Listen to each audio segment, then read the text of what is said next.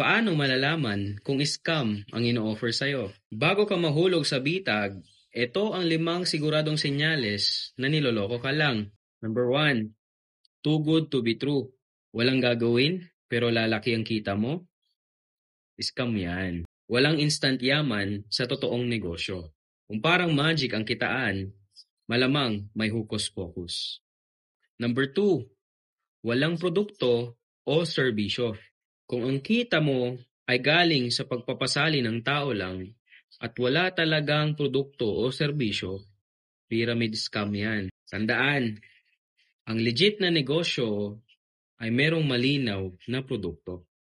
Number 3, minamadali ka. Laslat na to.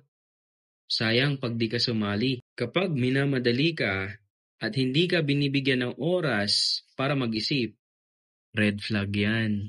Ang isang legit na negosyo, hindi takot na hintayin ang desisyon mo. Number 4, walang legal na papeles. Tanungin mo, registered ba to sa SEC, sa DTI o BIR? Kung wala silang maipakitang legal na papeles, scam alert.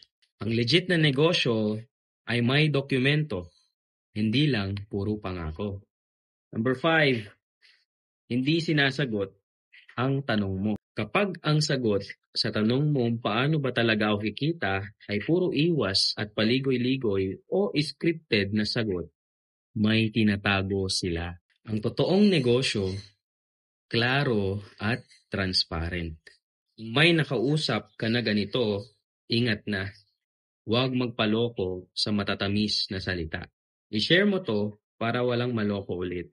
At kung gusto mo ng mas maraming tips para iwas scam, follow mo ako.